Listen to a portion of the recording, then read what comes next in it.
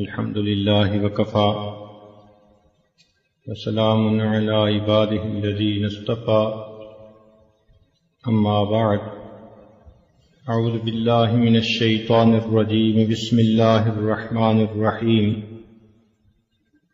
وقال ربكم ادعوني أستجب لكم إن الذين يستكبرون عن عبادتي سيدخلون جهنم داخرين سبحان ربك رب العزة عما يصفون وسلام على المرسلين والحمد لله رب العالمين اللهم صل على سيدنا محمد وعلى آل سيدنا محمد وبارك وسلم اللهم صل على سيدنا محمد وعلى آل سيدنا محمد وبارك وسلم اللهم صل على سيدنا محمد وعلى آل سيدنا محمد وبارك وسلم۔ اللہ رب العزت اپنی صفات میں کامل ہے، بندہ اپنی صفات میں ناقص ہے۔ اللہ تعالیٰ ہر خیر کے دینے والے ہیں اور بندہ ہر خیر کا لینے والا ہے۔ بندے کی نقائص کا یہ عالم کہ یہ سامنے دیکھے تو اسے پیچھے نظر نہیں آتا، دائیں دیکھے تو بائیں نظر نہیں آتا، اوپر دیکھے تو اسے نیچے نظر نہیں آتا، جبکہ اللہ رب العزت کا دیکھنا اتنا کامل ہے، کالی رات ہو، کالی چٹان ہو، اس کے اوپر اگر کوئی کالی چیونٹی بھی چل رہی ہو تو اللہ رب العزت اس کو چلتا ہوا دیکھتے ہیں۔ انسان کا سننا اتنا ناقص کہ اگر ایک وقت میں یہ کسی سے گفتگو کر رہا ہو اور دوسرے لوگ بھی آپس میں قریب بیٹھے باتیں کر رہے ہوں تو اس کو بات سننے میں دشواری ہوتی ہے۔ ہم نے کتنی مرتبہ دیکھا کہ ٹیلی فون پہ بات کرتے ہوئے اگر کمرے میں کوئی دوسرا بھی بول رہا ہو تو اسے کہنا پڑتا ہے کہ جی آہستہ بولیں، مجھے بات سمجھ نہیں آ رہی، جبکہ اللہ رب العزت کا دیکھنا اتنا کامل ہے، اللہ رب العزت کا سننا اتنا کامل ہے کہ حضرت آدم علیہ السلام سے لے کر قیامت تک آنے والا آخری انسان، مرد، عورت، بچے اور بوڑھے سب کے سب ایک میدان میں جمع ہو جائیں اور ایک ہی وقت میں اللہ رب العزت سے دعائیں مانگیں، اللہ تعالیٰ اس پر قادر ہے ان سب کی الگ الگ دعا کو سن لے۔ تو انسان اپنی صفات میں ناقص ہے، اللہ رب العزت اپنی صفات میں کامل ہے۔ انسان ہر خیر کا لینے والا ہے، اللہ تعالی ہر خیر کے دینے والے۔ چنانچہ ہمارے پاس جو کچھ بھی ہے یہ ہمارا اپنا ذاتی نہیں، ملکیت نہیں، یہ سب اللہ رب العزت کی دین ہے اور اس کی عطا ہے۔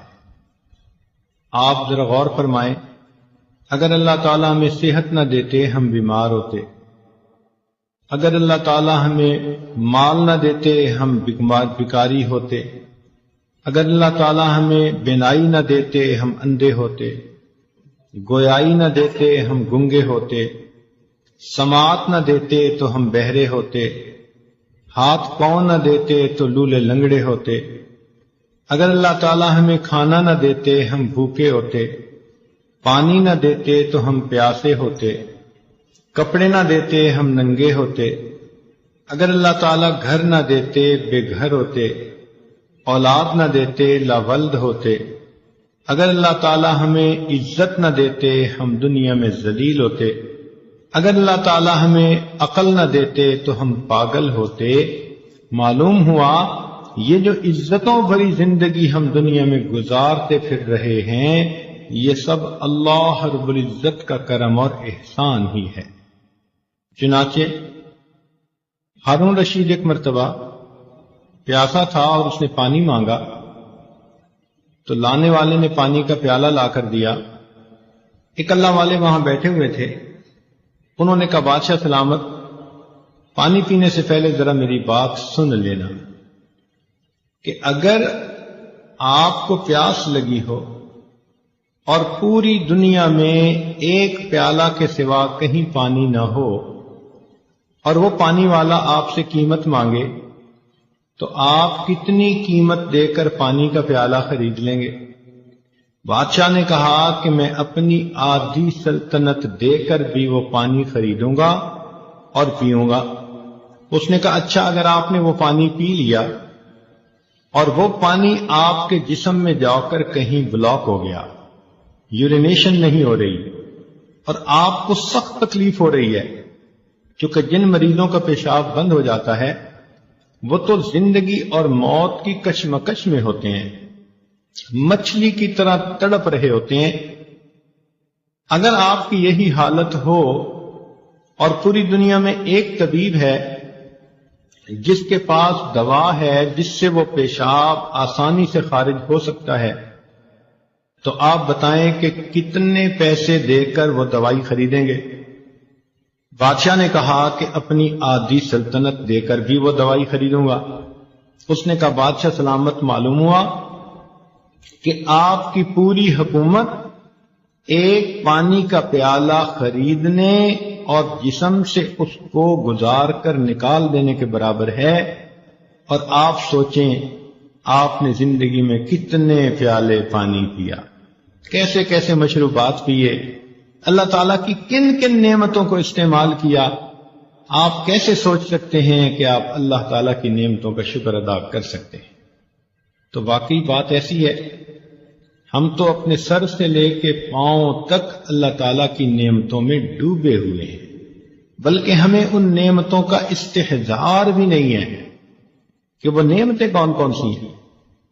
چنانچہ انسان جب کھانا کھاتا ہے تو اس کے جو فوڈ کا پائپ ہے اس کے اندر اللہ تعالیٰ نے ایک وال بنایا ہوا ہے، وہ ون وے وال ہے، یعنی جب غذا جاتی ہے تو وہ نیچے جانے دیتا ہے، اور اگر غذا باہر نکلنا چاہے تو وہ اس کو روک لیتا ہے۔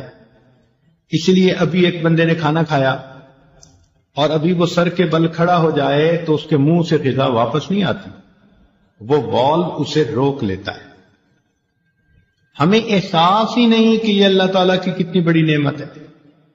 چنانچہ ہمارے ایک تعلق والے دوست ڈاکٹر ہیں نیو یارک میں، ایک مرتبہ ہمارے ہاں مہمان آئے تو ہم نے ان کے لیے بستر بچھایا۔ وہ کہنے لگے کہ حضرت میں تو لیٹ کر سونے کی نعمت سے محروم ہوں۔ پوچھا وہ کیوں؟ کہنے لگے کہ وہ جو کھانے کی نالی کے اندر ایک والو ہوتا ہے وہ میرا والو لیک ہو چکا ہے، چنانچہ اگر میں لیٹ جاؤں تو میرے پیٹ کا جتنا بھی کھانا ہوتا ہے وہ منہ کے راستے باہر آتا ہے، لہذا میں لیٹ نہیں سکتا، مجھے ساری رات بیٹھ کے سونا ہے۔ چنانچہ ہم نے دیکھا کہ ساری رات وہ بندہ بیٹھا اور ایسے بیٹھے بیٹھے اوٹ لگا کر سویا۔ اس دن ہمیں محسوس ہوا کہ اے اللہ، لیٹ کر سو جانا بھی آپ کی کتنی بڑی نعمت ہے۔ ایک نوجوان کا ایکسیڈنٹ ہوا، اس کے آنکھ کے اوپر جو کور ہے وہ کٹ گیا، چنانچہ ایک آنکھ بالکل ننگی جیسے مچھلی کی آنکھ ہوتی، زخم تو مندمل ہو گیا۔ ڈاکٹر نے اسے کہا کہ اب آپ کو یہ آنکھ بار بار دھونی پڑے گی دن میں۔ کیوں؟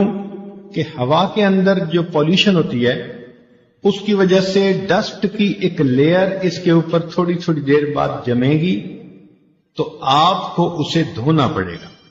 چنانچہ اس نے دھونا شروع کر دیا، ہر گھنٹے 2 گھنٹے کے بعد آنکھ میں پانی ڈالے۔ اب جب بار بار یہ عمل شروع کیا تو 1 مہینے کے بعد اس کے رخسار کا جو گوشت تھا وہ اتنا سینسٹیو ہو گیا کہ پانی کے لگنے سے درد ہوتا تھا۔ اس نے ڈاکٹروں کو کہا کہ اس مصیبت سے کیسے میری جان چھوٹ سکتی ہے؟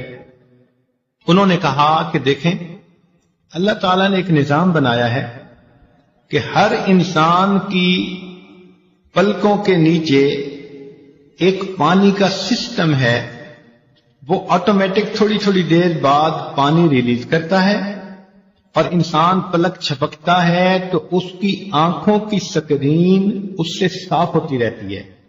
یوں سمجھیں کہ یہ ہماری آنکھوں کی ونڈ سکرین کا وائپر ہے، اور وہ ہر وقت صاف ہوتی ہے تو ہمیں محسوس نہیں ہوتا۔ اب سوچئے جب اس نعمت سے کوئی بندہ محروم ہوا تب اس کو احساس ہوا کہ پلک چھپکنا بھی اللہ رب العزت کی کتنی بڑی نعمت ہے۔ تو جب ہم اتنے ہی محتاج ہیں تو ہمیں چاہیے کہ ہم اپنی ان نعمتوں کو اللہ تعالیٰ سے مانگیں۔ اللہ تعالیٰ سے نعمتیں مانگنا اس عمل کو دعا کہتے ہیں، اور قدرتی بات ہے کہ رمضان مبارک کا یہ مقدس مہینہ ویسے بھی مانگنے کا مہینہ ہے، اور اس عاجز کو آج دعا مانگنے کے لیے ہی بلایا گیا ہے۔ تو دل میں خیال آیا کہ دعا سے متعلق ہی کیوں نہ چند باتیں کہہ دی جائیں۔ ممکن ہے کہ اگر یہ بات سامعین کے سمجھ میں آ گئی اور انہوں نے رمضان مبارک میں اللہ تعالیٰ سے صحیح انداز سے دعائیں مانگی تو یقیناً ان کا فائدہ ہو جائے گا۔ نبی علیہ السلام نے فرمایا الدعاء مخ العبادہ، دعا عبادت کا نچوڑ ہے۔ جیسے کسی چیز کی کریم ہوتی ہے نا کوئی، تو یوں سمجھیں کہ دعا عبادت کا مغز ہے۔ اور دوسری حدیث پاک میں فرمایا الدعاء هو العبادہ، کہ دعا ہی عبادت ہے۔ اللہ تعالیٰ خوش ہوتے ہیں جب کوئی بندہ دعا مانگتا ہے، اور جو نہیں مانگتا اللہ تعالیٰ اس سے ناراض ہوتے ہیں۔ چنانچہ ارشاد فرماتے ہیں من لم یسأل اللہ یغضب علیہ، جو بندہ دعا نہیں مانگتا اللہ تعالیٰ اس بندے سے ناراض ہوتے ہیں۔ آج ہم مخلوق سے تو بہت کچھ مانگتے پھرتے ہیں، اور ہمیں ڈھنگ اور طریقے بھی آتے ہیں۔ اللہ تعالیٰ سے مانگنے کے طریقے آج ہم نہیں سیکھ پائے۔ چنانچہ مخلوق کے مانگنے میں اور اللہ رب العزت سے مانگنے میں چند بنیادی فرق ہیں۔ ذرا توجہ سے بات سنیے گا۔ پہلی بات تو یہ کہ مخلوق سے اگر آپ بار بار مانگیں تو مخلوق ناراض ہوتی ہے۔ آپ دوست سے ایک دفعہ کوئی چیز مانگیں وہ دے دے گا، دوسری دفعہ مانگیں دے دے گا، تیسری دفعہ موڈ بنا لے گا، چوتھی دفعہ بولنا چھوڑ دے گا، اور پانچویں دفعہ آپ سے تعلق توڑنے کا اعلان کر دے گا کہ یہ کیسا آدمی ہے، ہر وقت مانگتا ہی رہتا ہے۔ تو مخلوق سے بار بار مانگو تو مخلوق ناراض ہوتی ہے، جبکہ اللہ رب العزت کا معاملہ عجیب ہے۔ بندہ ایک دفعہ مانگے وہ دیتے ہیں، دو دفعہ مانگے وہ دیتے ہیں، جتنی بار مانگے اتنی بار دیتے ہیں۔ بلکہ جو بندہ ہر چیز اللہ سے مانگے، ہر وقت اللہ سے مانگے، اللہ تعالیٰ اس بندے کو اپنا ولی اور دوست بنا لیتے ہیں۔ وہ فرماتے ہیں کہ یہ ہمارا ایسا بندہ ہے کہ ہمارے سوا کسی اور سے یہ مانگتا ہی نہیں۔ ایک دوسرا فرق یہ ہے کہ اگر ہم مخلوق سے کوئی مانگے تو کئی مرتبہ دے تو دیتے ہیں مگر غصے میں آ کے دیتے ہیں۔ مثال کے طور پہ ایک آدمی ڈرائیونگ کر رہا ہے، والدہ بھی پاس بیٹھی ہے، اب کسی جگہ ریڈ لائٹ پر اس نے گاڑی کو روکا تو ادھر سے کوئی فقیر بھی آ گیا، اس نے ونڈو گلاس کو کھٹکھٹایا تو اس نے اشارہ سے کہہ دیا کہ بھئی معاف کر دو۔ مگر مانگنے والے بھی بڑے مستقل مزاج ہوتے ہیں، وہ پھر مانگتا ہے، وہ پھر مانگتا ہے، حتیٰ کہ آپ کو غصہ آتا ہے کہ یہ جاتا کیوں نہیں۔ اتنے میں آپ کی والدہ کہہ دیتی ہے کہ بیٹا اسے کچھ دے دو۔ اب ماں کے کہنے کی بنا پر آپ اپنی جیب سے 2 روپے نکال کر دیتے تو ہیں، مگر کتنی غصے والی نظروں سے اس فقیر کو دیکھتے ہیں، اور دیتے ہوئے یوں کہہ رہے ہوتے ہیں کہ جیسے بھائی لو اور دفع ہو جاؤ۔ تو دیا بھی مگر غصے سے دیا، بوجھ سمجھ کے دیا۔ مگر اللہ تعالیٰ کا معاملہ اور ہے، بندہ اس سے جتنا بھی مانگے جب بھی مانگے اللہ تعالیٰ کبھی بھی ناراض ہو کر نہیں دیتے، بلکہ ہمیشہ بندے کو پیار سے دیا کرتے ہیں۔ پھر مخلوق کے مانگنے میں ایک اور بھی ہے کہ اگر آپ کسی امیر بندے کے پاس جائیں اور اسے کہیں جی کہ مجھے ایک چونی دے دیں، اور وہ بندہ اربوں پتی ہو، تو وہ آپ سے غصہ کرے گا کہ آپ نے مجھے کیا فقیر سمجھا ہوا ہے جو مجھ سے چونی مانگنے آ گئے۔ اور اگر آپ کسی غریب کے پاس جائیں اور اسے کہیں بھئی مجھے 10 کروڑ کا قرضہ چاہیے، تو وہ ناراض ہو جائے گا، یار آپ نے میرے پاس کوئی خزانہ دیکھا ہے۔ تو عجیب بات، امیر سے تھوڑا مانگیں تو وہ ناراض، اور فقیر سے زیادہ مانگیں تو وہ ناراض۔ مگر اللہ رب العزت کا معاملہ ایسا ہے کہ بندہ اس سے جتنا مانگے تھوڑا یا زیادہ اللہ تعالیٰ دیتے ہیں، بلکہ حدیث پاک میں آتا ہے کوئی بندہ اپنے جوتے کا ٹوٹا ہوا تسمہ بھی اللہ سے مانگتا ہے، اللہ تعالیٰ وہ بھی دے کر خوش ہو جاتے ہیں۔ پھر ایک فرق اور بھی ہے مخلوق سے مانگنے میں کہ اگر وہ دیں گے تو دن کے کچھ وقت میں دیں گے، شام کو دروازے بند ہو جائیں گے۔ آپ رات کو کسی کے دروازے پہ جائیں تو دروازے کو بند پائیں گے۔ تو دروازے دینے والے کے کبھی کھلتے ہیں کبھی بند ہو جاتے ہیں، مگر اللہ رب العزت کا دروازہ ایسا ہے کہ جو دینے والوں کے لیے ہمیشہ کھلا رہتا ہے۔ لا تأخذہ سنۃ ولا نوم، اللہ تعالیٰ کو نہ اونگ آتی ہے نہ نیند آتی ہے، کس لیے؟ ایسا نہ ہو میرا بندہ میرے دروازے پہ سائل بن کر آئے اور دینے والا سویا ہوا ہو۔ اللہ تعالیٰ کی شان اس سے بلند ہے، وہ کتنا کریم پروردگار ہے کہ جس کا دروازہ کبھی بند ہی نہیں ہوتا۔ پھر جن لوگوں کے پاس ہم جاتے ہیں ان کو خود اپنی ضرورتیں ہوتی ہیں۔ آپ اگر دنیا میں کسی سے مانگیں وہ کہے گا یار مجھے اپنی ضرورت ہے، میں نے قرضہ دینا ہے، حالات میرے ذرا ٹائٹ ہو گئے ہیں، میری پیمنٹ رک گئی ہے، مجھ سے قرضے والے مطالبہ کر رہے ہیں، میری کنسائنمنٹ جو ہے وہ رک گئی ہے، میرا کنٹینر پھنس گیا ہے، مارکیٹ کے حالات اچھے نہیں۔ تو آپ اگر مخلوق میں سے کسی سے مانگیں تو وہ خود محتاج اپنی 10 ضرورتیں آپ کو بیان کر دے گا، لیکن اللہ رب العزت سے مانگیں تو اللہ تعالیٰ کا معاملہ اور ہے۔ اللہ تعالیٰ وہ ذات ہے کہ سب اس کے محتاج ہیں، وہ کسی کا محتاج نہیں۔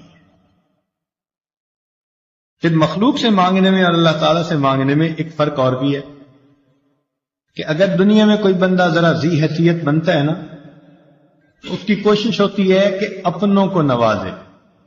آج دنیا میں کسی کو حکومت ملے تو وہ اپنی پارٹی کے بندوں کو ہی نوازتے ہیں، اور ان کی کوشش ہوتی ہے کہ اگر کوئی حزب مخالف میں ہے تو اس کے جو کچھ پاس ہے اس سے بھی محروم کر دو، ان کے منہ سے نوالے بھی چھین لو۔ تو مخلوق اپنوں کو عطا کرتے ہیں اور غیروں کو محروم کرتے ہیں۔ اللہ تعالیٰ کا معاملہ اور ہے، وہ اس دنیا میں اپنوں کو بھی عطا کرتا ہے جو کلمہ پڑھنے والے بندے ہیں، جنہوں نے اللہ کو مانا، اور جنہوں نے اللہ کو نہ مانا ان کفار کو بھی اپنی رحمانیت کے صدقے اللہ تعالیٰ اس دنیا میں اولاد دیتا ہے، عزت دیتا ہے، مال دیتا ہے، صحت دیتا ہے۔ تو معلوم ہوا کہ اللہ تعالیٰ وہ ذات ہے جو فقط اپنوں کو ہی نہیں نوازتے، وہ اس دنیا میں اپنے غیروں کو بھی عطا فرما دیتے ہیں، وہ یاروں کو بھی دے دیتے ہیں اس دنیا میں اور غداروں کو بھی دے دیتے ہیں، بلکہ اپنوں کو تو دال ساگ پہ راضی کر دیتے ہیں اور غداروں کو تو معلوم نہیں کیا کیا تر لقمے کھلا دیتے ہیں۔ فرماتے ہیں کہ اگر مجھے ایمان والوں کا ڈر نہ ہوتا، خوف نہ ہوتا کہ یہ بہک جائیں گے، تو ان کافروں کی چھتوں کو، ان کی سیڑھیوں کو، ان کے گھروں کو میں سونے کا بنا دیتا اس لیے کہ پوری دنیا میری نظر میں مچھر کے پر کے برابر بھی حیثیت ہے۔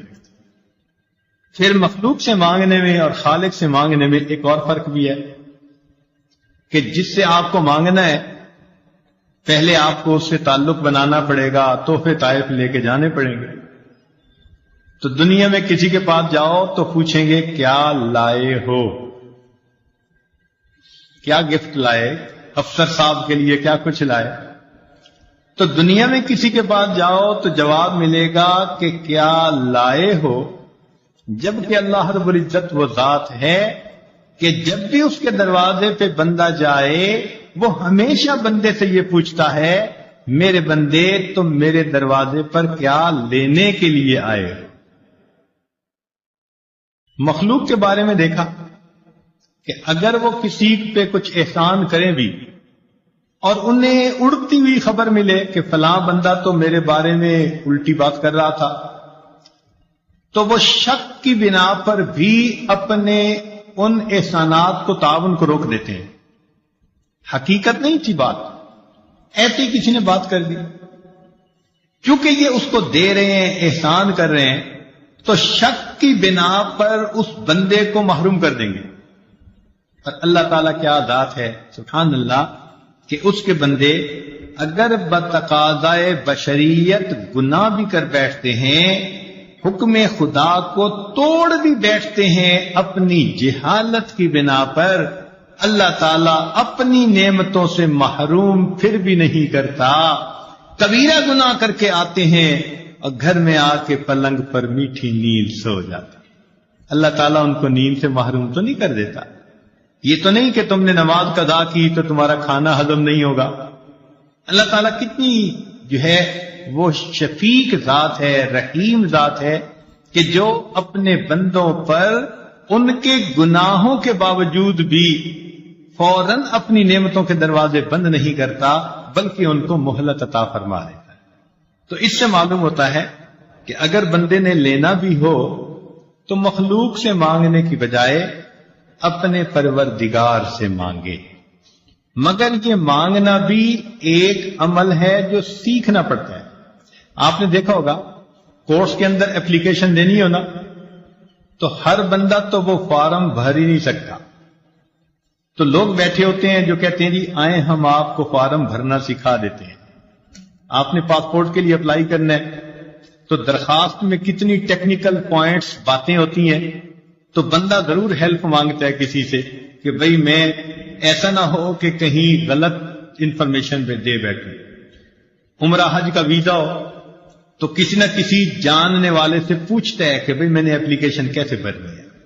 اسی طرح اللہ والے وہ دعا مانگنے کا عمل جانتے ہیں، ہمیں ان سے پوچھنا چاہیے کہ جی ہم نے اگر اللہ تعالیٰ سے کوئی دعا کرنی ہے تو یہ بھی تو ایک اپلیکیشن بھرنے کی مانند ہے نا، تو ہم کیسے اپلیکیشن بھریں کہ اپروو ہو جائے۔ ہم نے دنیا میں دیکھا کہ اگر اپلیکیشن پراپر نہ بھری ہوئی ہو نا تو ریجیکٹ ہو جاتی ہے، بالکل یہی معاملہ اگر دعا پورے آداب کے ساتھ نہ مانگی جائے تو دعا بھی اللہ تعالیٰ کے حضور قبول نہیں ہوتی۔ اب ہم پھر پریشان ہوتے ہیں وہ جی ہماری دعائیں قبول کیوں نہیں ہوتی، اور معاذ اللہ ایسے الفاظ کہہ بیٹھتے ہیں جی اللہ تعالیٰ تو ہماری سنتا ہی نہیں، حالانکہ ان ربی لسمیع الدعاء، میرا پروردگار تو ہر بات کو دعا کو سنتا ہے۔ تو کیوں ایسا کہتے ہیں؟ بجائے اس کے کہ ہم یہ سوچیں اللہ تعالیٰ قبول نہیں کر رہے، کیوں نہ ہم یہ سوچیں کہ ممکن ہے ہماری دعا کے مانگنے میں کوئی فرق اور کمی ہو جس کی وجہ سے وہ قبولیت کے درجے پہ ہی نہ پہنچ رہی۔ ایک بات یہاں اور بھی ذرا کلیئر کرنی ضروری ہے، ایک ہوتا ہے دعائیں کروانا اور ایک ہوتا ہے دعائیں لینا۔ دعائیں کروانا بھی عبادت ہے، نیک کام ہے، لیکن دعائیں لینا اس سے بھی بڑا نیک کام ہے۔ دعائیں کروانا تو یہ ہوا امی دعا کرو، ابو دعا کریں، حضرت جی دعا کریں، سر آپ میرے لیے دعا کریں، یہ تو ہوا دعا کروانا۔ یہ بھی کہنا چاہیے، نبی علیہ السلام نے اس کی بھی تلقین فرمائی۔ چنانچہ عمر رضی اللہ عنہ ایک مرتبہ عمرے پہ جا رہے تھے تو نبی علیہ السلام نے ان کو رخصت کرتے ہوئے فرمایا کہ بھائی ہمیں اپنی دعاؤں میں نہ بھولنا. تو نبی علیہ السلام کا یہ فرمانا امت کی تعلیم کے لیے تھا. ہم بھی دعاؤں کے لیے کہیں نیک لوگوں کو، بڑوں کو، لیکن اس سے بھی بڑا رتبہ اور درجہ یہ ہے کہ ہم ان کی دعائیں لینے والے بن جائیں. دعائیں لینا کیا ہوتا ہے؟ کہ انسان اتنا اچھا بنے، اتنا نیک بنے کہ اس کو دیکھ کر بے اختیار اس کے ماں باپ، اس کے پیر استاد کے دل سے اس کے لیے دعائیں نکل رہی. تو آج دعائیں کروانے والے بہت ہیں، دعائیں لینے والے بہت تھوڑے. تو کوشش یہ کرنی چاہیے کہ اللہ تعالی ہمیں دعائیں لینے والا بنائے. حدیث پاک میں آتا ہے کہ نبی علیہ الصلوۃ والسلام کے 3 شاگرد تھے اور تینوں کا نام عبداللہ تھا، اور وہ اتنا خدمت میں پیش رہتے کہ نبی علیہ الصلوۃ والسلام کا دل خوش ہوتا. آپ تہجد کی نماز میں ان تینوں کا نام لے کر ان کے لیے دعا مانگتے تھے. اس کا نتیجہ کیا نکلا کہ وہ تینوں دنیا کے اندر بہت عزتیں پانے والے بزرگ بنے. چنانچہ ان میں سے عبداللہ ابن عباس لانو امام المفسرین بنے، عبداللہ ابن عمر رضی اللہ تعالیٰ عنہ امام المحدثین بنے، اور عبداللہ ابن مسعود رضی اللہ عنہ امام الفقہاء بنے. اللہ نے تینوں کو ایسا وقت لگا دیا. تو یہ جو ہوتا ہے نا بڑوں کی دعائیں لینا، یہ اللہ رب العزت کی بہت بڑی مہربانی ہوتی ہے. بہرحال ایک بات ذہن میں رکھیے کہ آج ہم جو کوتاہی کرتے ہیں نا دعا مانگنے میں، وہ یہ ہوتی ہے کہ ایک تو ہم جلدی مایوس ہو جاتے ہیں. ہم چاہتے ہیں آج ہم نے دعا مانگی اور بس شام ہونے سے پہلے دعا کی قبولیت سامنے نظر آ جائے. آج کل عورتیں ایسے سمجھتی ہیں کہ جیسے ہم نے خاوند کو صبح کام کہا تو شام تک ہونا چاہیے، اگر نہیں ہوا تو شکوہ کریں گی. یہ اللہ تعالیٰ کو بھی اسی طرح ڈیل کرتی ہیں کہ جی ہم نے فجر کی نماز میں دعا مانگی تھی اور شام تک دعا قبول ہی نہیں ہوئی. ادھر بھی شکوے کرنے بیٹھ جاتی ہیں. اللہ تعالیٰ ہے، اس سے مانگنے کا طریقہ ہے. اس کی بارگاہ میں ناز نہیں چلتا، اس کے ہاں نیاز چلتی ہے، عاجزی چلتی ہے. کئی مرتبہ عورتوں کو دیکھا خط میں اپنے حالات لکھتی ہیں کہ جی میں نے دعا مانگی قبول نہیں ہوئی، بس میں نے تو دعائیں مانگنی چھوڑ دی. یعنی جیسے خامن سے روٹھ جاتا ہے، یہ خدا کی بندیاں اپنی کم علمی کی وجہ سے اپنے خدا سے بھی روٹھی پھرتی ہیں. یہ نہیں دیکھیں گی کہ بھائی دعا مانگنے میں تو کوئی کمی ہوگی نا، جس وجہ سے یہ اپلیکیشن ریجیکٹ ہو گئی ہے، اس پہ غور نہیں کریں گی. بلکہ اللہ تعالیٰ جی ہماری تو سنتا ہی نہیں. کیوں نہیں سنتا؟ حدیث پاک میں آتا ہے ہر بندے کی دعا قبول ہوتی ہے، مگر قبولیت کے 3 انداز ہیں. یا تو جیسے مانگی منو ان قبول ہو گئی، یا اللہ تعالیٰ اس کے بدلے کوئی بڑی مصیبت اس بندے سے دور کر دیتے ہیں، یا اس کو نام اعمال میں ذخیرہ کے طور پر لکھوا دیتے ہیں، اور قیامت کے دن اس کو اتنا دیں گے. حدیث پاک میں آتا ہے کہ وہ بندہ دعا مانگے گا، اللہ دنیا میں میری کوئی دعا نہ پوری ہوتی، ہر دعا ذخیرہ بنی ہوتی، اور آج اس دن مجھے اس کا اجر ملتا تو کتنی اچھی بات ہوتی. 3 میں سے کسی نہ کسی ایک صورت میں دعا کا بدلہ ضرور ملتا ہے. اب اللہ تعالیٰ پابند تو نہیں ہے نا کہ ہم نے مانگی ہے تو اسی کو پورا کر دے. اللہ تعالیٰ حکمت والے ہیں، وہ دیکھتے ہیں کہ یہ دعا اس کے لیے پورا ہونا بہتر ہے یا برا ہے. کئی دفعہ بندہ پیسہ مانگتا ہے اور اللہ تعالیٰ جانتے ہیں کہ اس کو پیسہ مل گیا نا تو یہ اس کو ہضم نہیں کر پائے گا، یہ ایمان سے ہی محروم ہو جائے گا، یہ دین سے ہی محروم ہو جائے گا. تو اللہ تعالیٰ پھر اس کی اس دعا کو اس طرح قبول نہیں کرتے. جیسے بچہ انگارہ پکڑنا چاہے تو ماں کتنی محبت کرنے والی ہوتی ہے، مگر انگارہ نہیں پکڑنے دیتی. اب بچہ روئے جی امی میری بات نہیں مانتی، نہیں، بچے کو نہیں پتا کہ وہ اس کے لیے نقصان دہ ہے، ماں کو پتا ہے اسی طرح ہم نے جو مانگا ہمیں کیا پتا وہ ہمارے لیے ٹھیک ہے یا نہیں. اللہ تعالیٰ چونکہ رحیم و کریم ہے اس لیے جو بندے کے لیے بہتر نہیں ہوتا اللہ تعالیٰ وہ نہیں کرتا. چنانچہ کئی بچیاں چاہتی ہیں کہ جی فلاں جگہ شادی ہو جائے. ہر بندہ چاہتا ہے پسند کی شادی ہو. تو اب ان کی اگر نیت بن گئی کہ ادھر شادی ہو جائے اور ہو نہیں رہی تو بس سب سے بیدار. بڑی دعائیں مانگی، بڑے وظیفے کیے، بڑا قرآن پڑھا اور جی ہماری تو دعا قبول ہی نہیں ہوتی. اللہ کی بندی، آپ کو کیا پتا کہ وہ جو اس وقت اتنی محبتوں کا تمہارے ساتھ اظہار کر رہا ہے کل کو تمہارے ساتھ وہ کیا برتاؤ کرے گا. ممکن ہے کل کو وہ تمہیں سرے سے ہی طلاق دے دے، کل کو وہ تمہاری بجائے کسی اور کے ساتھ اپنے تعلق بنا لے اور تمہیں گھر کے اندر ذلیل کرے، دوسروں کے سامنے بے عزت کرے اور تم اس وقت جینے کی بجائے مر جانے کو ترجیح دینے لگو. تو اس وقت انسان سوچتا ہے جی ادھر میرا رشتہ ہو جائے اور وہ کہتے ہیں جی میری دعا قبول ہی نہیں ہوتی. بھائی قبول اس لیے نہیں ہو رہی، اللہ تعالیٰ بہتر جانتے ہیں.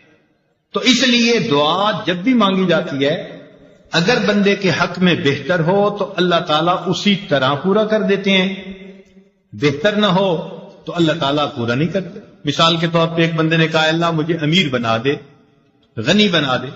اللہ تعالیٰ نہیں بناتے. کیوں؟ اللہ تعالیٰ جانتے ہیں اس کو مال ملا تو یہ اولاد کی تربیت کر نہیں سکے گا، اس کی اولاد نافرمان بن کے ایمان سے بھی خارج ہو جائے گی. کتنے لوگ ہیں مال ان کے گھر میں آ جاتا ہے اور ان کی اولاد ان کے ہاتھوں سے نکل جاتی ہے. ہمیں کیا پتا کہ کس وجہ سے یہ دعا قبول نہیں ہو رہی. اللہ تعالیٰ پہ بھروسہ رکھیں، اعتماد رکھیں، اس کو اپنے اوپر ماں سے بھی 70 گنا زیادہ مہربان سمجھتے ہوئے سوچیں کہ کوئی نہ کوئی حکمت ہوگی جو من و ان قبول نہیں ہوگی. اور ہمیں کیا پتا کہ اللہ تعالیٰ نے اس دعا کے بدلے کوئی مصیبت سے بچایا ہو. آپ ذرا غور کریں، آپ گاڑی میں جا رہی ہیں اور کئی مرتبہ بس ایکسیڈنٹ ہوتے ہوتے بچتا ہے تو ممکن ہے آپ کی مانگی ہوئی کسی دعا کے صدقے اللہ تعالیٰ نے آپ کو ایکسیڈنٹ سے بچا لیا. زلزلہ آیا، لاکھوں انسان مرے بھی اور زخمی بھی ہوئے.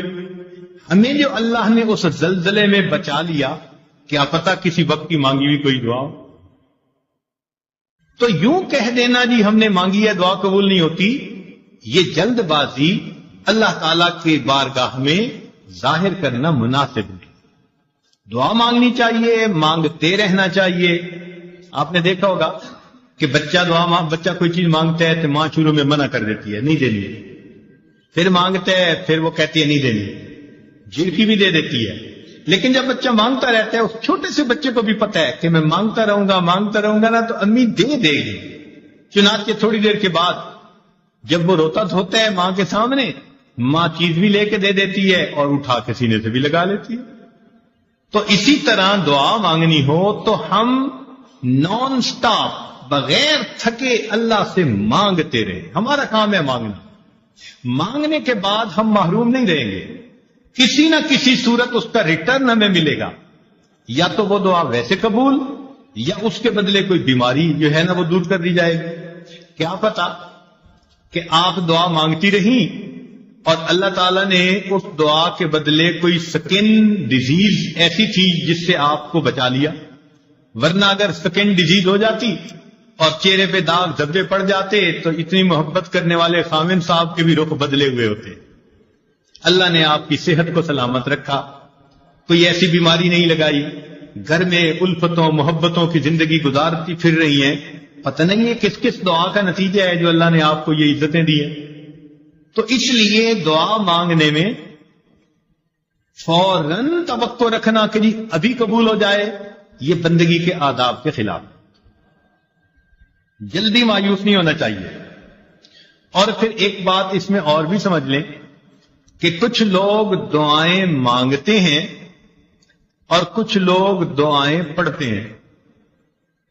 دعا پڑھنے سے دعا قبول نہیں ہوتی، دعا مانگنے سے دعا قبول ہوتی. کیا فرق ہے دونوں میں؟ دعا پڑھنا تو یہ ہوا کہ بس بیٹھے ہیں ربنا آتنا فی دنیا ربنا ظلمنا، بس طوطے کی طرح ٹیپ ریکارڈ جیسے بجتا ہے وہ بج گیا، اور پتہ یہ بھی نہیں کہ میں نے کیا مانگا کیا نہیں۔ چنانچہ ایک مرتبہ ہم نے نماز پڑھی، ہمارے قریبی تعلق والے ساتھ بیٹھے ہوئے تھے، انہوں نے دعا کے بعد اپنے چہرے پہ ہاتھ پھیرے، تو میں نے ویسے ہی ان سے پوچھ لیا، میں نے کہا آج دعا میں آپ نے کیا مانگا؟ تو میری طرف دیکھ کے کہتے ہیں حضرت سچ بتاؤ مجھے نہیں یاد۔ یعنی ابھی اپنے چہرے پہ ہاتھ پھیرا اور ابھی یہ نہیں پتا کہ میں نے اللہ سے کیا مانگا۔ اتنی غفلت بھری دعا، تو اس کو کہتے ہیں دعائیں پڑھنا۔ تو دعائیں پڑھنے سے دعائیں قبول نہیں ہوتی، دعائیں مانگنے سے دعائیں قبول۔ دیکھیے، جس فقیر نے آپ سے 1 روپیہ مانگنا ہوتا ہے، وہ کپڑے بھی بڑے پھٹے پرانے پہن کے آتا ہے، وہ شکل بھی فقیروں والی بنا کے آتا ہے، اس کے بعد الفاظ بھی بڑے چن چن کے وہ بولتا ہے جو دوسرے کے دل کو ٹچ کرنے والے ہوں، آواز بھی بھرائی ہوئی ہوتی ہے، ہاتھ بھی کانپ رہے ہوتے ہیں۔ اب دیکھیے، جس نے 1 روپیہ مانگنا ہے وہ اتنا کچھ کر کے آپ کے دل کو اپنی طرف متوجہ کرتا ہے، تو جس بندے نے اللہ سے اللہ کو مانگنا ہو پھر اس کو کتنی عاجزی اور فریاد سے اللہ سے مانگنا چاہیے۔ آج تو ہم دعا ایسے مانگتے ہیں جیسے اپنے ورکرز کو کام ذمے لگا رہے ہو۔ مثال کے طور پہ عورت دعا مانگے گی، اللہ میری بیٹی کا اچھا رشتہ آ جائے، میرے بیٹے کو نوکری مل جائے، میرا خاوند میرے سامنے اتنا اچھا ہو کہ میرے اشاروں پہ ناچنے لگ جائے، اے اللہ فلاں فلاں ہمارے جو حاسدین ہیں ان کا تو بالکل گھر ہی اجڑ جائے۔ یعنی ہم ایسے دعا مانگ رہے ہوتے ہیں جیسے کسی ماتحت کو کام ذمے لگا رہے ہوتے ہیں۔ دعا مانگنا اور چیز ہے اور ماتحت کے ذمے کام لگانا وہ اور چیز ہے۔ اللہ تعالیٰ ہے، اس انداز میں دعائیں مانگنا، یہ ہو جائے، یہ ہو جائے، یہ ہو جائے، جیسے سیٹھ صاحب بیٹھے ہوئے اپنے ورکرز کو کام اسائنمنٹ دے رہے ہیں۔ تو اللہ تعالیٰ کو دعا میں اسائنمنٹ نہ دیا کریں، اللہ تعالیٰ کے سامنے عاجزی اور زاری کا اظہار کر کے، بندگی کا اظہار کر کے، اللہ کی عظمت کو مان کے اللہ سے دعا کیا کریں، سوال کیا کریں۔ تو جب ہم اس طرح سے مانگیں گے تو دعائیں جلدی قبول ہوں گی۔ ہم الزام ان کو دیتے تھے، قصور اپنا نکل آیا، ہم شکوہ لیے پھرتے ہیں جی ہماری سنتا ہی نہیں، حالانکہ دعا مانگنے میں کتنی کوتاہیاں ہم خود کر لیتے ہیں۔ چنانچہ حجاج بن یوسف کے بارے میں آتا ہے کہ طواف کر رہا تھا اور ایک نابینا وہاں بیٹھا دعا مانگ رہا تھا، اے اللہ مجھے بینائی عطا کر دے۔ تو حجاج بن یوسف رکا اور اس نے اس کو ٹھوکر لگائی اور کہا بندے تجھے پتہ ہے میں کون ہوں؟ اس نے کہا نہیں۔ اس نے کہا میں حجاج بن یوسف ہوں۔ اب اس کے بارے میں مشہور تھا کہ یہ بہت ہی زیادہ سخت طبیعت کا بندہ ہے، جو کہہ دیتا ہے نا وہ پورا کر دیتا ہے۔ چنانچہ اس کا نام سن کے اندھا گھبرا گیا کہ آج میرا کس سے واسطہ پڑ گیا۔ تو حجاج بن یوسف نے کہا کہ دیکھ میں طواف کر رہا ہوں، اگر میرا طواف مکمل ہونے تک تیری بینائی ٹھیک نہ ہوئی تو میں نے تیرے قتل کا حکم دے دینا ہے۔ اور اس نے ایک پولیس والا بھی ساتھ کھڑا کر دیا کہ یہ اندھا بھاگ نہیں نہ پائے، اور خود طواف کرنے لگ گیا۔ اب تو جی اندھے کا حال عجیب، آنسو بھی گر رہے ہیں اور کانپ بھی رہا ہے اور دعا مانگ رہے، اللہ پہلے تو بینائی کا سوال تھا اب تو میری زندگی کا سوال۔ ایسے تڑپ کے اس نے دعا مانگی، کہتے ہیں کہ حجاج بن یوسف جب واپس آیا اللہ نے اس کی بینائی عطا فرما دی۔ تو حجاج بن یوسف نے اسے کہا کہ جیسے تم پہلے بیٹھے دعا مانگ رہے تھے نا، ساری عمر بیت اللہ کے سامنے اس طرح بیٹھ کے دعا مانگتے، تمہاری دعا قبول نہیں ہو سکتی تھی، کیونکہ یہ زبان سے نکل رہی تھی دل سے نہیں نکل رہی تھی۔ اب جب تمہیں اپنی جان کا خوف ہوا، اب تڑپ کے دل سے دعا مانگی، اور دل سے جو بات نکلتی ہے اثر رکھتی ہے، پر نہیں طاقت پرواز مگر رکھتی ہے۔ تو اس لیے دعا ہمیشہ انسان ایسے مانگے کہ تڑپ کے مانگے، دل سے دعا نکلے، پھر دیکھیں اس کے بعد اللہ رب العزت کی طرف سے کیسے رحمتیں ہوتی ہیں۔ ایک بات ذہن میں رکھنا کہ جو شرفاء ہوتے ہیں نا، سخی لوگ ہوتے ہیں، ان سے اگر کوئی تھوڑا بھی مانگے نا تو وہ اپنے مقام کے مناسب زیادہ دیتے ہیں۔ مثلاً اگر کوئی مجھ سے سوال کرے تو ہو سکتا ہے میں اس کو 10 روپے دے دوں، کسی امیر سے سوال کرے وہ 1000 روپیہ دے دے، کسی وزیر سے بات کرے وہ 10,000 دے دے، ملک کے صدر سے جا کر مانگے تو وہ 1,00,000 روپیہ دے دے، اور اگر سعودی عرب کے بادشاہ سے مانگے تو وہ ملین میں دے دے گا، اس لیے کہ اس کا دین اتنی بڑی۔ تو دنیا کا ہر بندہ اپنی شان کے مطابق دیتا ہے۔ یہ ذہن میں یاد رکھ لیجئے، اللہ تعالیٰ جب قبول فرماتے ہیں تو بندے کو اپنی شان کے مطابق عطا فرماتے ہیں۔ وہ اتنے کریم پروردگار ہیں۔ چنانچہ بندے کے یعنی مانگنے والے کا دامن چھوٹا اور دینے والے کی دین بڑی ہوتی ہے۔ جس نے بھی مانگا، جس نے بھی مانگا۔ مجھے بچپن کا ایک واقعہ یاد ہے۔ ایک محلے کا دکاندار تھا اور میرے والد صاحب کے ساتھ اس کے بڑے اچھے تعلقات دوستانہ تھے۔ جب کبھی اس دکاندار سے میں کوئی چیز سودا لینے جاتا تو وہ سودا بھی تول دیتا، اور جب وزن پورا ہو جاتا تو کچھ اوپر بھی ڈال دیتا۔ تو مجھے یہ بات سمجھ میں نہ آتی، بہت چھوٹی عمر تھی، تو میں نے ایک دفعہ اپنے ابو سے پوچھا کہ وہ تولتا تو ہے اور جب بالکل وزن پورا ہو جاتا ہے وہ کچھ اوپر بھی ڈال دیتا ہے۔ تو ابو نے بتلایا کہ بیٹے یہ اس کی محبت ہے کہ جتنا حق بنتا ہے وہ حق سے زیادہ ہمیں دیتا ہے۔ وہ بچپن کی بات آج یاد آتی ہے کہ اگر ایک انسان کے اندر محبت ہے، اخلاص ہے، تعلق ہے، وہ مانگنے والے کو اس کی مانگ سے زیادہ دیتا ہے، تو اللہ رب العزت تو بڑے کریم ہیں، رحیم ہیں۔ بندہ جب اللہ تعالیٰ سے مانگتا ہے اللہ تعالیٰ اس کی توقعات سے بھی بڑھ کر اسے عطا فرما دیتا ہے۔ اب اس کی ذرا 2-4 مثالیں سن لیجئے۔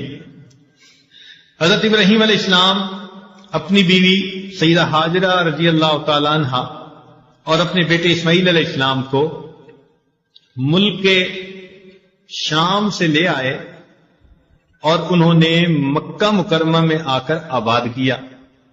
وہاں پر کہیں سبزہ ہی نہیں تھا، نام و نشان ہی نہیں تھا، بالکل بواد غیر ذی زرع، کوئی زراعت کا نام و نشان ہی نہیں تھا۔ جب انہوں نے ان کو وہاں بسایا تو دعا مانگی کہ اے اللہ وارزقہم من الثمرات، ان کو کھانے کے لیے پھل عطا کر دیجئے۔ ہم جیسا کوئی ہوتا تو کھانے کے لیے روٹی پانی مانگتا، مگر انبیاء کی شان بلند ہوتی ہے، فراست بڑی ہوتی ہے۔ انہوں نے اللہ تعالیٰ سے کھانے کو پھل مانگے۔ اب دیکھیے کہ اللہ تعالیٰ نے ان کی دعا کی قبولیت کا جہاں تذکرہ کیا تو وہاں ارشاد فرمایا یجبا الیہ ثمرات کل شیء، اے میرے پیارے ابراہیم ہم اس جگہ ہر چیز کے پھل پہنچائیں گے۔ حالانکہ ثمرات الاشجار کہہ دیتے تو بھی بات ٹھیک تھی کہ درختوں کے پھل، اور مانگنے والے کی نیت تو درختوں کے ہی پھل تھی نا، مگر جب دینے والے نے دینے کا اعلان کیا تو ثمرات الاشجار نہیں کہا، ثمرات کل شیء، ہر چیز کا ثمر پہنچے گا۔ چنانچہ آج آپ دیکھیں کہ کھیتیوں کا ثمر سبزیاں ہیں، درختوں کا ثمر ان کے پھل ہیں، ملوں کا ثمر ان کا پروڈکٹ ہے، کسی کا ثمر کپڑا، کسی کا ثمر چینی، کسی کا ثمر پلاسٹک کی چیزیں۔ تو پوری دنیا میں جو ثمر بھی کہیں سے نکل رہا ہے اللہ تعالیٰ اس کو اس مکہ مکرمہ کے دیش میں پہنچا رہے ہیں۔ انسانوں کا ثمر ان کی اولاد ہوتی ہے، اور دیکھو انسان اپنی اولاد کو وہاں بھیجنے کے لیے دعائیں مانگے، وہ جی دعا کرو میرے بیٹے کا سعودی عرب میں کام بن جائے۔ ہم اپنے دل کے ثمر کو بھی وہاں بھیجنے کے لیے تیار۔ تو دیکھیے انہوں نے تو درختوں کے پھل مانگے، اللہ نے ہر چیز کا پھل اس جگہ پر پہنچا دی۔ دوسری مثال بی بی آسیہ، فرعون کی بیوی، جب اس نے ایمان قبول کر لیا فرعون کو پتا چلا تو اس نے پہلے وارننگ دی، اور جب اس کو پتا چلا کہ یہ پکی ہے تو اس نے کہا کہ دیکھ میں تمہیں اس محل سے ذلیل کر کے نکال دوں گا۔ چنانچہ کتابوں میں تفصیل لکھی ہے، اس نے اس کو بہت سخت سزائیں بھی دیں اور بہت ہی بے عزت اور ذلیل کر کے گھر سے نکالا۔ عورت کے لیے گھر سے اس کو دھکا دے دیا جانا اس سے بڑی سزا کوئی نہیں ہوتی۔ اس کو گھر والی کہتے ہیں نا، اور جب گھر والی کو بے گھر کر دیا جائے تو یہ اس کی زندگی کا سب سے بڑا صدمہ ہوتا ہے۔ چنانچہ اس ملکہ وقت کو اس نے اپنے محل سے ذلیل و رسوا کر کے نکال دیا۔ جب اس نے نکالا تو بی بی آسیہ نے اللہ سے دعا مانگی، رب ابن لی عندک بیتا فی الجنہ، اے اللہ مجھے اپنے قرب میں جنت کا گھر عطا کر دیجیے کہ اس جو ہے ظالم نے مجھے دنیا میں تو گھر سے نکال دیا، اے اللہ اس گھر کے بدلے میں جنت میں آپ کے قرب کا گھر چاہتی ہوں۔ اللہ تعالیٰ کو یہ دعا اتنی پسند آئی کہ قرآن مجید میں اس کا تذکرہ کیا۔ لیکن مزے کی بات بتائیں کہ مانگنے والی نے تو فقط گھر مانگا تھا اور دینے والے نے گھر بھی دیا اور گھر والا بھی دے دیا۔ چنانچہ روح المعانی تفسیر میں لکھی ہے کہ جب خدیجہ کبریٰ رضی اللہ عنہا کی وفات ہونے لگی تو نبی علیہ السلام نے فرمایا کہ خدیجہ جب جنت میں جانا تو میری بیویوں کو سلام کہنا۔ تو وہ بڑی حیران، اے اللہ کے نبی صلی اللہ علیہ وسلم میں دنیا میں آپ کی پہلی بیوی ہوں، جنت میں آپ کی بیویاں کون؟ تو نبی علیہ السلام نے فرمایا کہ اللہ تعالیٰ نے بی بی مریم اور آسیہ کو جنت میں میری بیویوں میں شمار فرمایا۔ سبحان اللہ، مانگنے والی نے گھر مانگا تھا، دینے والے کی دین کتنی بڑی ہے، اللہ تعالیٰ اس کو اپنے محبوب کے ایسا خامد عطا فرمایا۔ سیدنا عمر رضی اللہ عنہ مکہ مکرمہ سے مدینہ آ رہے ہیں، رات کو ایک جگہ لیٹ گئے، تہجد کے وقت آنکھ کھلی، دیکھا کہ آسمان پہ چاند چمک رہا ہے، نور برسا رہا ہے، خنکی تھی، رحمت کے نزول کا وقت تھا۔ تو ایسے وقت میں پھر اللہ سے مانگنے کو دل کرتا ہے، تو عمر رضی اللہ عنہ نے اٹھ کر اللہ سے دو دعائیں مانگی۔ ایک تو آسمان کے چاند کو دیکھ کے ان کو اپنے مدینہ کا چاند یاد آ گیا، نبی علیہ السلام کی یاد آئی، تو انہوں نے دو دعائیں مانگی، اللہم ارزقنی شہادتا فی سبیلک، اللہ مجھے اپنے راستے میں شہادت عطا فرما، واجعل قبری فی بلد حبیبی، اور اپنے محبوب کے شہر میں میری قبر بنا دیجیے۔ اپنی دو دعائیں، دو آرزویں، دو حسرتیں اللہ کے سامنے پیش کی۔ اللہ تعالیٰ نے دعا کو قبول کر لیا، مگر دعا کو قبول کیا تو کیسے کیا؟ شہادت تو انہیں پہاڑ کی چوٹی پہ مل سکتی تھی، زمین کی گہرائیوں میں مل سکتی تھی، کہیں دریا میں مل سکتی تھی، کہیں گلی کے موڑ پہ مل سکتی تھی، مگر نہیں، اللہ تعالیٰ نے عمر لانوں کو شہادت تو دی، کہاں پر؟ باوضو ہیں، نماز کی حالت میں ہیں، اور نبی علیہ الصلوۃ والسلام کی مسجد میں ریاض الجنہ میں مصلی کے اوپر کھڑے ہیں، وہاں ان کو زخم لگایا جاتا ہے جو بالآخر شہادت کا سبب بنتا ہے۔ اب انہوں نے تو یہ تو نہیں مانگی تھی اللہ اپنے محبوب کے مصلی پہ مجھے شہادت عطا، تو مانگنے والے نے دیکھو فقط شہادت مانگی، مگر دینے والے کی دین اتنی بڑی کہ مانگنے والے کی توقعات سے بھی زیادہ۔ انہوں نے دعا مانگی تھی، اے اللہ محبوب کے شہر میں مجھے دفن ہونا نصیب فرما، تو اگر جنت بقیع میں دفن ہو جاتے تو دعا پوری ہو جاتی، مگر نہیں، اللہ تعالیٰ نے جب دعا قبول کی تو ان کی توقع سے بڑھ کر معاملہ کیا، کیا کہ اللہ تعالیٰ نے ان کے لیے اپنے محبوب کے حجرے میں محبوب کے قدموں میں دفن ہونے کی توفیق عطا کی۔ تو دستور یہ نکلا کہ مانگنے والا جو بھی مانگتا ہے، دینے والا اس کی امیدوں سے بڑھ کر اپنی شان کے مطابق عطا فرماتا ہے۔ وہ دینے والا بڑا قریب، خدا کی دین کا موسیٰ سے پوچھئے احوال کہ آگ لینے کو جائیں پیمبری مل جائے، ہم کو شکوہ ہے ہمارا مدعا ملتا نہیں، دینے والے کو گلا ہے کہ گدا ملتا نہیں، غفلت شعاری دیکھ کر بندے کی کہتا ہے کریم، دینے والا دے کسے دستے دعا ملتا نہیں۔ مانگنے والا ہاتھ ہو اور دل ہو تو پھر اللہ کیوں نہ عطا فرمائیں، وہ تو بلکہ دے کے خوش ہوتے ہیں۔ اس لیے ہمیں چاہیے کہ ہم اللہ کے حضور اللہ سے خوب نعمتیں مانگیں. ہمارے جانے میں دیر ہے، اس کی عطا میں دیر نہیں ہے. ہم تو مائل بکرم ہیں، کوئی سائل ہی نہیں. راہ دکھلائیں کسے، راہ رو منزل ہی نہیں. طور تو موجود ہے موسیٰ ہی. جب رات مانگنے کا وقت ہوتا ہے، عام دنوں میں تہجد کے وقت، فجر کے وقت آنکھ ہی نہیں کھلتی. کس قدر تم پہ گراں صبح کی بیداری ہے، ہم سے کب پیار ہے، ہاں نیند تمہیں پیاری. تو اس لیے ہم اللہ تعالیٰ سے اگر اس قبولیت دعا کے وقت میں مانگیں، حدیث پاک میں آتا ہے کہ تہجد کے وقت ایک فرشتہ کہتا ہے حل من سائل فعطی له، ہے کوئی سوال کرنے والا کہ جس کے سوال کو پورا کر دیا جائے.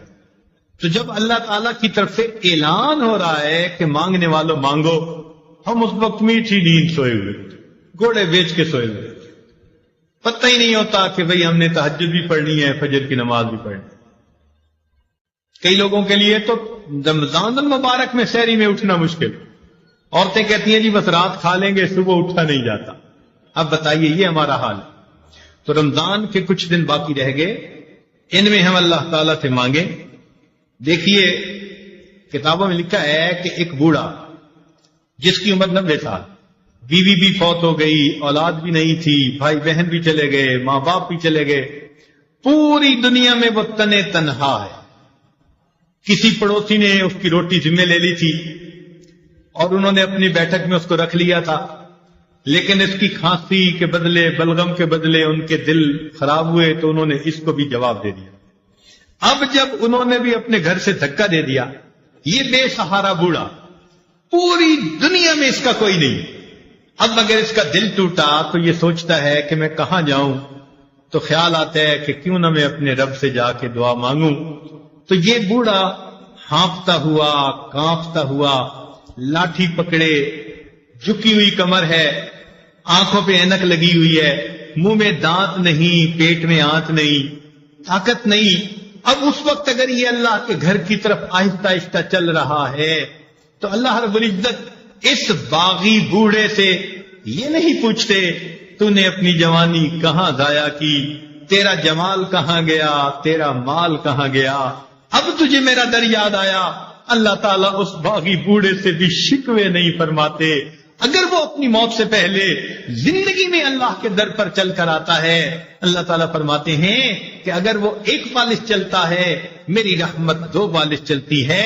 وَإِنْ أَتَانِي يَمْشِي أَتَيْتُهُ هَرْوَلًا، اگر وہ میری طرف چل کے آتا ہے میری رحمت اس کی طرف دوڑ کے جا رہی ہوتی. تو جو پروردگار اتنا کریم ہے، کیوں نہ ہم اس کے در پہ جا کے اپنے آنے والی زندگی کے اچھے فیصلے مانگیں، اپنے اچھے نصیبے کی دعا مانگیں. اللہ رب العزت فرماتے ہیں وَأَمَّا السَّائِلَ فَلَا تَنْهَرْ، اور سوالی کو انکار نہ کرو.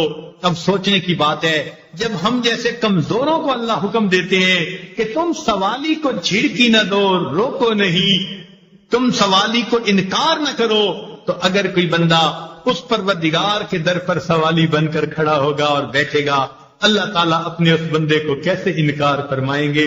یقیناً مانگنے کی کمی ہوتی ہے، دینے والے کی دین میں تو کوئی کمی نہیں، وہ تو دے کے خوش ہوتا ہے. بلکہ فرماتا ہے کہ وَقَالَ رَبُّكُمُ ادْعُونِي أَسْتَجِبْ لَكُمْ، تمہارے رب نے یہ فرمایا تم دعا مانگو میں قبول کروں گا. اللہ کا کلام بھی سچا اور اللہ تعالیٰ بھی سچے ہیں، لہذا ہم پکے یقین کے ساتھ اللہ تعالیٰ سے دعائیں مانگیں. اللہ تعالیٰ ہماری پریشانیوں کو دور کر دے اور اللہ تعالیٰ ہمیں در در کے دھکے کھانے سے بچا لے.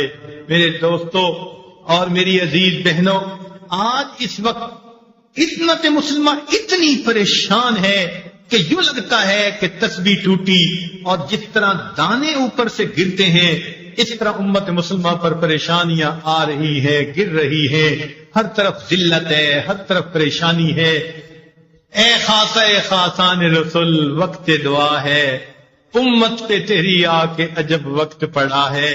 یہ دعا مانگنے کا وقت ہے. تو یہ عاجز گزارش کرتا ہے کہ اجتماعی طور پر بھی دعائیں مانگے اور گھروں میں تہجد کے اوقات میں انفرادی طور پر بھی دعائیں مانگے. اللہ تعالیٰ مصیبت کی یہ گھڑیاں دور کر دے اور امت مسلمہ کو عزت رفتہ نصیب فرما دے. اور اللہ تعالیٰ ہمیں در در کے دھکے کھانے سے بچا لے۔ یاد رکھیے کہ دنیا میں تو ایک در بند ہوا، دوسرا کھل جائے گا، اس لیے کہ اس کا نعم البدل دنیا میں موجود ہوتا ہے۔ اللہ کا دروازہ وہ دروازہ ہے جس کے لیے یہ بند ہو جائے اس کے لیے کوئی دوسرا بدل موجود نہیں ہوتا۔ لِكُلِّ شَيْءٍ إِذَا فَارَقْتَهُ عِوَضٌ وَلَيْسَ لِلَّهِ إِنْ فَارَقْتَ مِنْ عِوَضٍ۔ اے آدمی، اے دوست، تو جس سے بھی دنیا میں دور ہوا تیرے لیے اس کا کوئی نہ کوئی بدل موجود ہوگا۔ اگر تو اللہ سے جدا ہو گیا تیرے لیے اللہ کا بدل کوئی دوسرا نہیں۔ اس لیے ہم اس در سے مانگنا سیکھیں، اے اللہ ہمیں در در کے دھکے کھانے سے بچا لینا، اور ہم کسی مخلوق کے دروازے پہ جانا بھی نہیں چاہتے، آپ ہی کے سامنے دامن پھیلانا چاہتے ہیں، آپ ہی سے مانگنا چاہتے ہیں۔ اے اللہ ہمیں عطا فرما دیجئے۔ کسی نے کیا اچھی بات کہی کہ تنگ دستی کے جو عالم میں گھبراتا ہوں، تنگ دستی کے جو عالم میں گھبراتا ہوں، پر درے غیر پہ جاتے ہوئے کتراتا ہوں، تنگ دستی کے جو عالم میں گھبراتا ہوں، پر درے غیر پہ جاتے ہوئے کتراتا ہوں، ہاتھ پھیلانے میں محتاج کو غیرت کیسی شرم آتی ہے کہ بندہ تیرا کہلاتا ہوں۔ اے اللہ بندے ہم آپ کے کہلائیں اور غیروں کے در پہ اپنی پیشانیاں جھکائیں، ہمیں یہ پسند نہیں۔ اللہ جس طرح آپ نے ہماری پیشانیوں کو غیر کے سامنے جھکنے سے روک لیا، ہمارے ہاتھوں کو بھی غیر کے سامنے پھیلنے سے روک لیجئے، اپنے ہی در سے عطا فرما دیجئے۔ اس وقت وہ وقت ہے جبکہ پوری دنیا مسلمانوں کو الگ کرنے پہ تل چکی ہے۔ اللہ سے دعا مانگیے، اے اللہ سب نے ساتھ چھوڑ دیا، اب کہیں ہماری بدعمالیوں کی وجہ سے آپ بھی ہمیں ساتھ سے جدا نہ کر دے، اپنے سے دور نہ کر دے۔ اللہ ہم آپ سے ہٹنا نہیں چاہتے، کٹنا نہیں چاہتے، ہمیں جڑے رہنے دینا اور موت تک اللہ اسی کے اوپر ڈٹے رہنے دینا۔